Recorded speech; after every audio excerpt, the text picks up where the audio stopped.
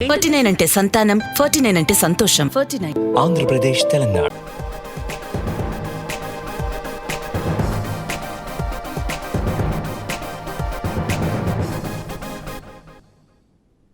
Good morning Telangana. Welcome to T News. నేను సాయి మాధవి. బులెటిన్ల ముందుగా headlines చూద్దాం. ప్రజా వ్యతిరేక మోదీ పాలనకు చరమగీతం పాడుదాం. దేశవ్యాప్త ఉద్యమానికి కేసీఆర్ నడుం బిగించాలన్న అఖిలేష్ యాదవ్. తెలంగాణ పట్ల మోదీ సర్కారు నికృష్ట రాజకీయం. 22 సాఫ్ట్వేర్ పార్కుల్లో ఒక్కటి ఇవ్వలేదన్న మంత్రి కేటీఆర్. భారత స్వాతంత్ర వజ్రోత్సవాలకు భారీ ఏర్పాట్లు. ఆగస్టు 8న హైటెక్స్లో ప్రారంభం. 22న ఎల్బీ స్టేడియంలో ముగింపు. శరవేగంగా కొత్త సచివాలయ నిర్మాణ పనులు. అదనపు కార్మికులను తరలించిన కాంట్రాక్టర్. గుజరాత్లో బీజేపీ మంత్రిపై లైంగిక దాడి ఆరోపణలు. ప్రధాని మోదీ జవాబు చెప్పాలన్న తృణమూల్ కాంగ్రెస్. ట్విట్టర్పై కేంద్ర సర్కారు ఆంక్షలు. జర్నలిస్టు, మీడియా ట్వీట్ల బ్లాంకింగ్కు ఒత్తిడి. ప్రధాని మోదీ ప్రజా వ్యతిరేక విధానాలపై దేశవ్యాప్తంగా ఉద్యమం జరగాలన్నారు ఎస్పీ చీఫ్, యూపీ మాజీ సీఎం అఖిలేష్ యాదవ్. ఢిల్లీలో సీఎం కేసీఆర్తో సమావేశమైన ఆయన కేంద్రంపై కలిసి పోరాడదామంటూ పిలుపునిచ్చారు. దేశవ్యాప్త ఉద్యమానికి సీఎం కేసీఆర్ఏ నాయకత్వం వహించారని అఖిలేష్ యాదవ్ కోరారు.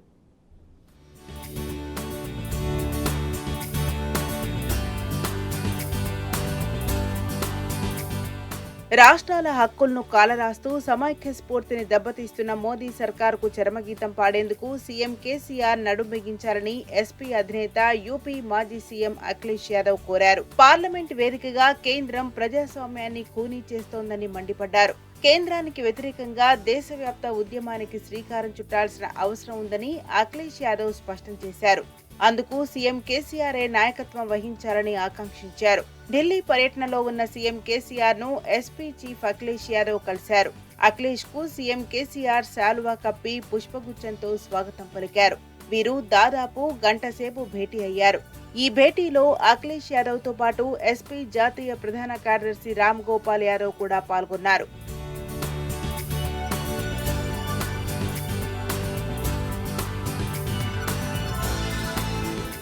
కేంద్రంలోని మోదీ సర్కార్ అవలంబిస్తున్న ప్రజా వ్యతిరేక విధానాలపై ఇరువురు CM KCR, SP chief Akhilesh Yadav విస్తృతంగా చర్చించారు. జీఎస్టీ పెంపు, ద్రవ్యోల్బణం, రూపాయి విలువ పతనం, పెట్రోల్, డీజిల్, వంట గ్యాస్ ధరలను పెంచి సామాన్యుడి బతుకును దుర్భరం చేస్తున్న మోదీ సర్కార్ దిగిపోవలసిందేనంటూ సీఎం కేసీఆర్ ఇటీవల హెచ్చరించిన విషయాన్ని అఖిలేష్ ప్రత్యేకంగా ప్రస్తావించినట్లు సమాచారం. ప్రజల ఎజెండాయే పార్టీల ఎజెండా కావాలని, అందుకు ప్రత్యామ్నాయ రాజకీయ ఎజెండా రూపొందించాల్సిన అవసరం ఉందన్న అఖిలేష్ యాదవ్ అందుకు సీఎం కేసీఆర్ఏ ముందుకు రావాలని కోరినట్లు తెలిసింది. ఇక పార్లమెంట్ లోపల బయట బీజేపీ విధానాలపై జాతీయ స్థాయిలో విస్తృత చర్చ జరగాలని సీఎం కేసీఆర్ అఖిలేష్ కు సూచించినట్టు సమాచారం.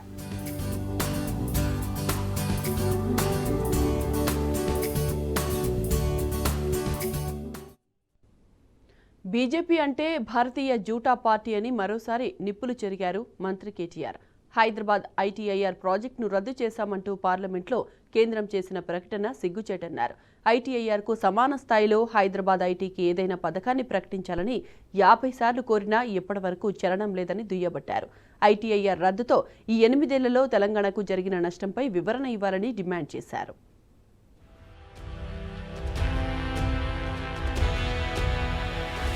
మోదీ సర్కారు కేంద్రంలో అధికారంలో ఉన్న తెలంగాణకు చేసిందేమీ లేదు.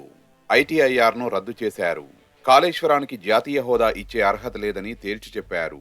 విభజన చట్టం ప్రకారం అసెంబ్లీ సీట్ల పెంపు చేయాల్సి ఉన్నా మౌనపాత్ర పోషించారు. భారీ వరదల వల్ల నష్టం జరిగినా కేంద్రం నుంచి నయా పైసా సహాయం వచ్చింది లేదు. పైగా అభివృద్ధిలో దూసుకుపోతున్న తెలంగాణను అన్ని విధాలా ఇబ్బందులు పెట్టేలా మోదీ సర్కారు వ్యవహరిస్తోంది.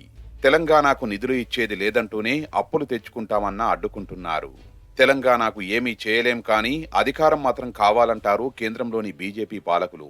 ఇది తెలంగాణపై కాషాయ దళం కపట రాజకీయాలంటూ మంత్రి కేటీఆర్ మండిపడ్డారు.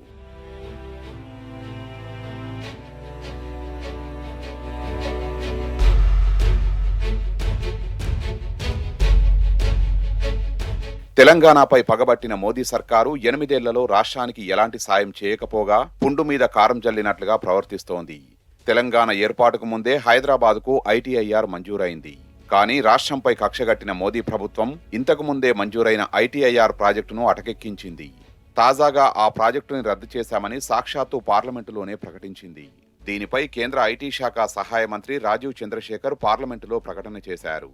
ఆ స్టేట్మెంటుపై రాష్ట్ర ఐటీ శాఖ మంత్రి కేటీఆర్ కేంద్రంపై నిప్పులు చెరిగారు. సంకుచిత రాజకీయాల కోసం బీజేపీ ప్రభుత్వం ఐటీఐఆర్ను రద్దు చేసిందని మంత్రి కేటీఆర్ మండిపడ్డారు.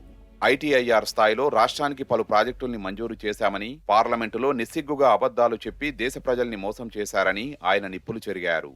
బీజేపీ పార్టీ డీఎన్ఏలో నిండి ఉన్న అసత్యాలు, అవాస్తవాలు, పచ్చి అబద్ధాలను అలవోకగా కేంద్ర మంత్రి రాజీవ్ చంద్రశేఖర్ వల్లవేశారని విమర్శించారు. రాజకీయంగా విభేదిస్తున్నామన్న ఒకే ఒక్క కారణంతో హైదరాబాద్ ఐటీఐఆర్ ప్రాజెక్టును మోడీ ప్రభుత్వం రద్దు చేసి తెలంగాణకు తీరని అన్యాయం చేసిందని కేటీఆర్ మండిపడ్డారు. ఐటీఐఆర్ ప్రాజెక్టు రద్దుతో హైదరాబాద్ ఐటీ పరిశ్రమ మరింత ఎదిగే అవకాశాన్ని కోల్పోయిందని ఆవేదన వ్యక్తం చేశారు.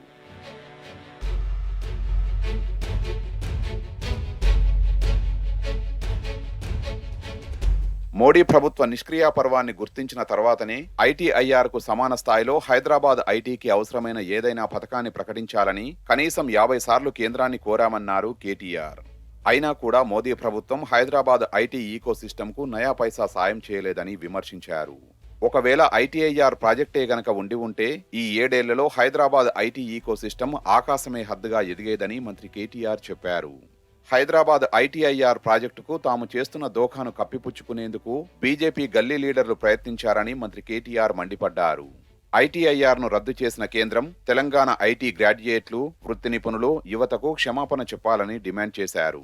దీంతో పాటు ఐటీఐఆర్ రద్దుతో ఈ 8 సంవత్సరాల కాలంలో తెలంగాణకు జరిగిన నష్టంపై వివరణ ఇవ్వాలన్నారు కేటీఆర్. కేంద్రంలోని వివిధ శాఖలు ప్రవేశపెట్టిన స్మార్ట్ సిటీ, ఇండస్ట్రియల్ కారిడార్లను తెలంగాణకు మంజూరు చేసినందుకే ఐటీఐఆర్ను రద్దు చేశామని కేంద్రం చెప్పడం వారి అశక్తతకు నిదర్శనమని కేటీఆర్ మండిపడ్డారు.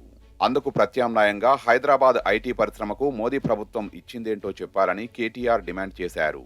తెలంగాణకు కేంద్ర ప్రభుత్వం చేస్తున్న అన్యాయాలపై ఇక్కడి ప్రజలు దుమ్మెత్తిపోస్తున్నా ప్రధానిలో చలనం రావడం లేదని కేటీఆర్ విమర్శించారు. సీఎం కేసీఆర్ నాయకత్వంలో అద్భుతంగా పురోగమిస్తున్న తెలంగాణ ఐటీ రంగ ప్రగతిని అడ్డుకునేందుకు మోదీ సర్కారు శతవిధాలా ప్రయత్నిస్తోందని నిప్పులు చెరిగారు. దేశవ్యాప్తంగా 22 సాఫ్ట్వేర్ పార్కులను ప్రకటించి తెలంగాణకు మాత్రం మొండి చేయి చూపడం బీజేపీ ప్రభుత్వానికి తెలంగాణ పట్ల ఉన్న చిన్నచూపుకు నిదర్శనమన్నారు. ప్రపంచంలోనే అతిపెద్ద ఇంక్యుబేటర్ టీ హబ్ ఫేజ్ 2ని 450 కోట్ల రూపాయలతో పూర్తి చేస్తే దానికి కూడా పైసా సహాయం చేయలేదని దుయ్యబట్టారు.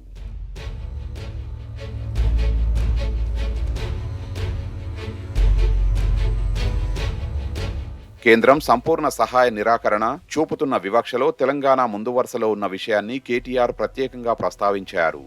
ఇప్పటికైనా దేశ ఐటీ రంగానికి దిక్సూచిగా ఎదుగుతున్న తెలంగాణ ఐటీ సెక్టార్కు కేంద్రం అండగా నిలవాలన్నారు. మోదీ సర్కారు ఐటీఐఆర్కు సమానంగా ఒక పథకాన్ని లేదా ప్యాకేజీ ప్రకటించి తెలంగాణ పట్ల తమ నిబద్ధత చాటుకోవాలని కేటీఆర్ డిమాండ్ చేశారు.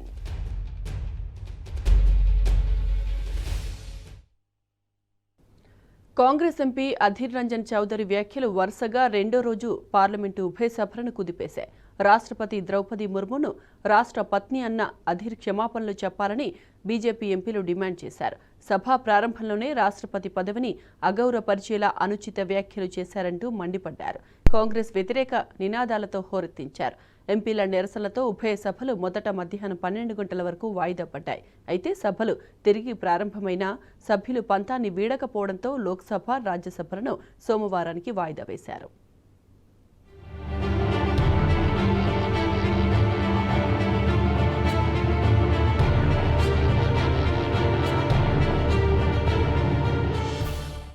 విపక్ష సభ్యుల ఆందోళనలతో పార్లమెంటు ఉభయ సభలు సోమవారానికి వాయిదా పడ్డాయి.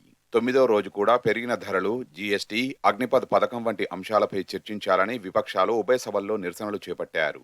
రాజ్యసభలో కాంగ్రెస్ ఇచ్చిన వాయిదా తీర్మానాలను తిరస్కరించారు. ధరల పెరుగుదలపై వచ్చే వారం చర్చ జరుపుతామని చైర్మన్ వెంకయ్యనాయుడు సభకు తెలిపారు.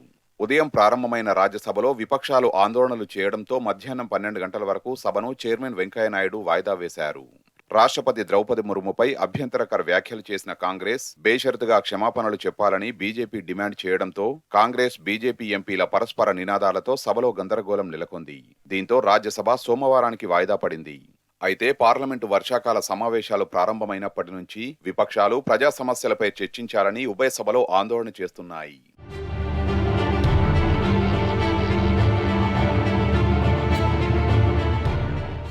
లోక్సభలో కూడా కాంగ్రెస్ బీజేపీ ఎంపీలు పరస్పర విమర్శలు నినాదాలు చేస్తూ ఆందోళనలు చేశారు.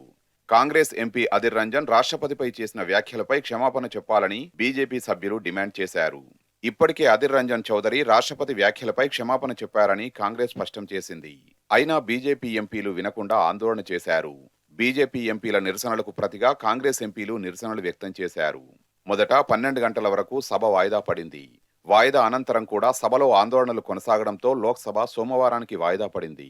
9 రోజుల పాటు సాగిన ఉభయ సభల్లో ప్రజా సమస్యలపై చర్చించారని డిమాండ్ చేస్తున్న విపక్షాలపై కేంద్రం కక్ష సాధింపు చర్యలకు పాల్పడుతోంది. ఆందోళన చేసిన ఎంపీలపై సస్పెన్షన్ వేశారు. విపక్షాలకు చెందిన 27 మంది ఎంపీలను సస్పెండ్ చేశారు. కేంద్రం నిర్ణయాన్ని వ్యతిరేకిస్తూ విపక్ష ఎంపీలు నిరసనలు వ్యక్తం చేస్తున్నారు.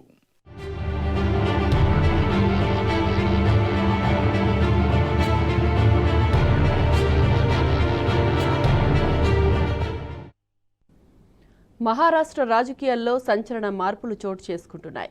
శివసేన అధినేత ఉద్ధవ్ ఠాక్రేకు దెబ్బ మీద దెబ్బ తగులుతోంది. తాజాగా బాల్ ఠాక్రే కుటుంబ సభ్యుల్లో కొందరు సీఎం, శివసేన రెబల్ నేత ఏక్నాథ్ షిండేను కలవడం మహారాష్ట్రలో చర్చనీయాంశంగా మారింది.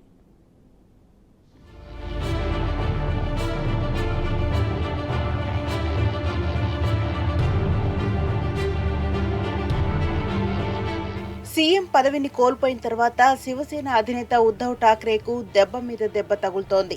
తన తండ్రి బాల్ ఠాక్రే స్థాపించిన శివసేన తన చేతుల్లోంచి జారిపోకుండా కాపాడుకునేందుకు తీవ్ర స్థాయిలో ప్రయత్నాలు కొనసాగిస్తున్న వేళ సొంత కుటుంబ సభ్యుల నుంచే ఇబ్బందికర పరిస్థితులు ఎదురవుతున్నాయి. ఠాక్రే కుటుంబ సభ్యులు కొందరు సీఎం షిండేను కలవడమే ఇందుకు కారణం. ఉద్ధవ్ సోదరుడు బిందు మాధవ్ ఠాక్రే తనయుడైన నిహార్ ఠాక్రే శివసేన రెబల్స్ నాయకుడు మహారాష్ట్ర కొత్త సీఎం ఏక్నాథ్ షిండేను కలిశారు. శివసేన తనకే చెందుతుందంటూ క్లెయిమ్ చేసుకునేందుకు ప్రయత్నిస్తున్న షిండేకు నిహార్ మద్దతు ప్రకటించడం ఆ వర్గానికి మరింత బలాన్ని చేకూర్చినట్టయింది.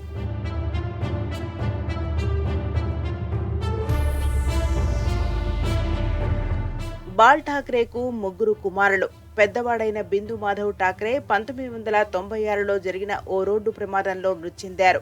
ప్రస్తుతం జయదేవ్ ఠాక్రే, ఉద్ధవ్ ఠాక్రే ఉన్నారు. పెద్దవాడైన బిందు మాధవ్ ఠాక్రే తనయుడే నిహార్ ఠాక్రే.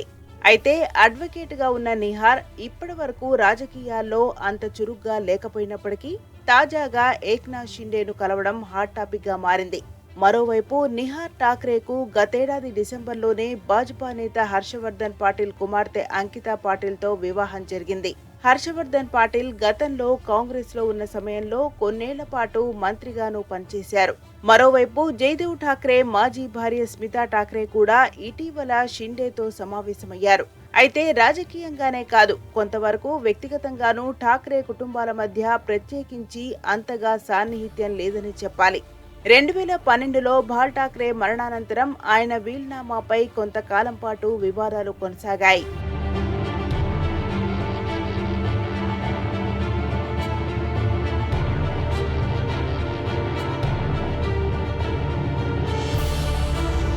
ఇక శివసేన నుంచి ఏక్నాథ్ షిండే వర్గం తిరుగుబాటు చేసిన తర్వాత మహారాష్ట్ర రాజకీయాల్లో సంచలన మార్పులు చోటు చేసుకున్నాయి. ఉద్ధవ్ సారథ్యంలోని మహావికాస్ అఘాడీ ప్రభుత్వం కుప్పకూలడంతో ఉద్ధవ్ నుంచి సీఎం పదవి చేజారిపోవడం, షిండే బీజేపీ కలిసి ప్రభుత్వం ఏర్పాటు చేయడం చకచకా జరిగిపోయాయి. శివసేనపై పట్టు కోసం ఉద్ధవ్ ఠాక్రే, ఏక్నాథ్ షిండే తీవ్ర స్థాయిలో పోటీ పడుతున్న తరుణంలో ఉద్ధవ్ ఠాక్రే కుటుంబ సభ్యులే ఇలా షిండేకు మద్దతుగా నిలవడం ప్రస్తుతం చర్చనీయాంశంగా మారింది. మొన్నటి వరకు ఎమ్మెల్యేలు, ఇతర ప్రజాప్రతినిధులు ఉద్ధవ్ను వీడి షిండే వర్గం వైపు వెళ్లగా, తాజాగా ఉద్ధవ్ కుటుంబ సభ్యులు ఆయనను కలుస్తుండటంతో జరుగుతున్న పరిణామాలు శివసేన రెబల్ వర్గానికి మరింత బలాన్నిచ్చేదిగా మారింది.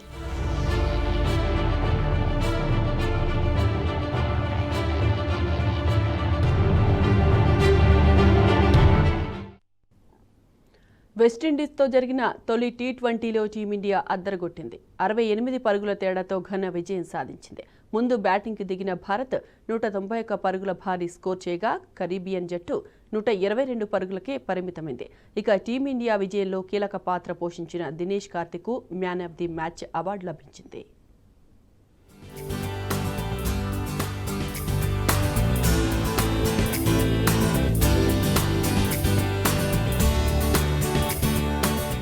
వన్డే సిరీస్ క్లీన్ స్వీప్ చేసి జోష్ మీదున్న టీమిండియా టీ20లోనూ అదే జోరును కంటిన్యూ చేస్తోంది. ఫస్ట్ టీ20లో విండీస్ పై ఘన విజయం సాధించి బోణీ కొట్టింది.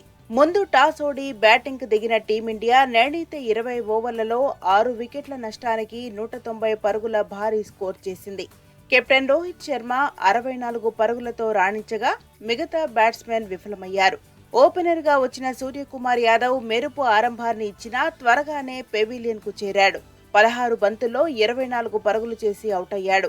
రోహిత్, సూర్యకుమార్ ఇద్దరు తొలి వికెట్ కు 44 పరుగులు జోడించారు.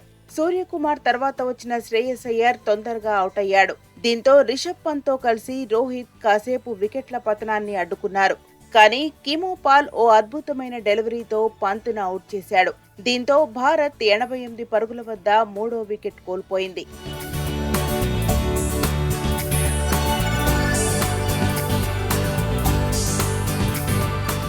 పంత్ అవుట్ అయిన కాసేపటికే జోసెఫ్ బౌలింగ్ లో హార్దిక్ పాండ్యా, రవీంద్ర జడేజా అవుట్ అయ్యారు.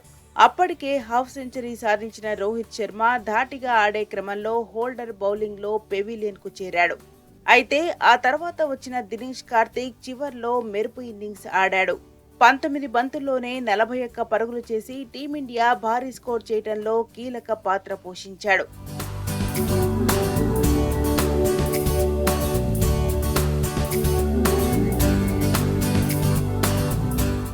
అనంతరం 191 పరుగుల లక్ష్యంతో బరిలోకి దిగిన వెస్టిండీస్ 8 వికెట్ల నష్టానికి 122 పరుగులే చేసింది. భారత బౌలర్లు క్రమం తప్పకుండా వికెట్లు తీస్తూ విండీస్ ను దెబ్బకొట్టారు. సెకండ్ ఓవర్లో కైల్ మిల్స్ వికెట్ తీసిన టీమిండియా తర్వాత ఆ జోరును కంటిన్యూ చేసింది. భారత బౌలర్ల ధాటికి విండీస్ బ్యాట్స్మెన్ కనీస పోరాటం చేయకుండా పెవిలియన్ కు క్యూ కట్టారు. ఓపెనర్ బ్రూక్స్ చేసిన 20 పరుగులే విండీస్ టీంలో టాప్ స్కోర్. హర్షదీప్, అశ్విన్, బిస్టోయ్ తలో 2 వికెట్లు తీగా భువనేశ్వర్, రవీంద్ర జడేజా చెరో వికెట్ తీసి వీరికి సహకరించారు. దీంతో ఫస్ట్ టీ20లో టీమిండియా ఘన విజయం సాధించింది. ఇక ఈ 2 జట్ల మధ్య ఆగస్టు 1న సెకండ్ టీ20 జరగనుంది.